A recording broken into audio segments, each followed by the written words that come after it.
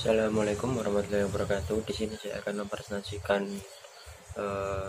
PowerPoint yang telah saya buat ini dengan judul Pedoman Perencanaan Tata Guna Tanah di Indonesia. Abstrak penataan penggunaan tanah merupakan pengendalian dari penguasaan dijalankannya hak atas tanah oleh pemegang hak atas tanah. Tujuan dari penata gunaan tanah ialah pemanfaatan tanah sebagai satu kesatuan untuk kepentingan masyarakat secara adil. Nah, sedangkan asas penataan tanah untuk daerah perkotaan adalah aman, tertib, lancar, sehat, disingkat ATLAS. Dalam perencanaan tata guna tanah terdapat dua model, yakni tertutup dan model terbuka. Kegiatan penata gunaan tanah meliputi dua kegiatan, yakni inventarisasi dan informasi penata gunaan tanah serta penyusunan neraca penata gunaan tanah. Latar belakangnya yakni tanah dipergunakan untuk kemakmuran rakyat Indonesia yang dikuasai secara langsung oleh negara. Hal ini disesuaikan dengan pasal 33 ayat 3 Undang Dasar Negara Republik Indonesia atau UUD yang menyatakan bumi, air, dan kekayaan alam yang terkandung di dalamnya dikuasai oleh negara dan dipergunakan untuk sebesar-besarnya kemakmuran rakyat. Rumusan masalah dan tujuan yakni rumusan masalah bagaimana implementasi kebijakan penggunaan tanah. Lalu tujuannya, makalah ini dibuat untuk memiliki tujuan, yaitu untuk mengetahui implementasi kebijakan penata gunaan tanah. Pengertian tata guna tanah. Penata gunaan tanah merupakan aplikasi atau pelaksanaan di lapangan dan tata guna tanah yang telah ada. Misalnya penampatan proyek-proyek pembangunan. Sementara itu, menurut PP nomor 16 tahun 2004, penata gunaan tanah dimaksudkan sama dengan pola pengelolaan tata guna tanah yang meliputi penguasaan, penggunaan, dan pemanfaatan tanah yang berwujud konsolidasi pemanfaatan tanah melalui pengaturan kelembagaan yang terkait dengan pemanfaatan tanah sebagai satu kesatuan sistem untuk kepentingan masyarakat secara adil. Sedangkan perencanaan tata guna tanah merupakan kegiatan penyusunan rencana tata guna tanah.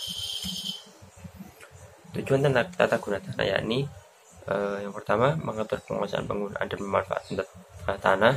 Yang kedua, mewujudkan penguasaan penggunaan pemanfaatan tanah agar sesuai dengan arahan fungsi kawasan alam.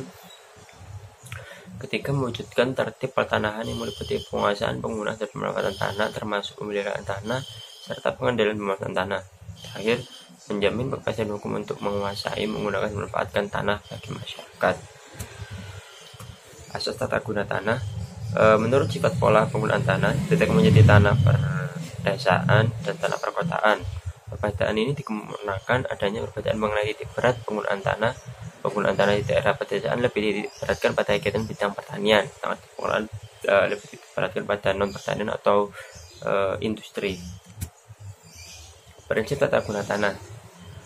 Yang pertama yakni penggunaan aneka, principle of multiple use. Yang kedua, penggunaan maksimum, principle of maximum production. Yang ketiga yakni prinsip penggunaan optimum, principle of optimum use. Model perencanaan tata guna tanah. Dalam perencanaan tata guna tanah dikenal beberapa model menurut Haryanto 2012.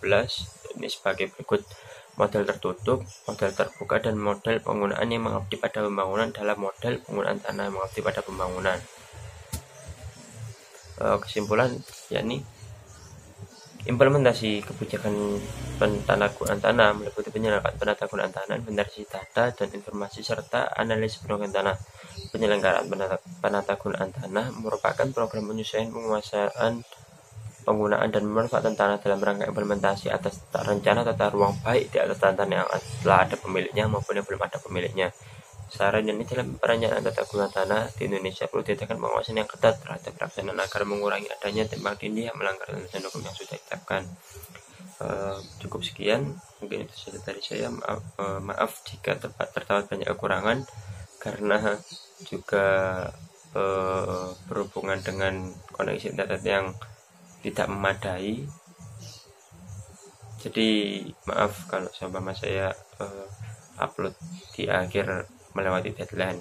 Assalamualaikum warahmatullahi wabarakatuh. Mantap.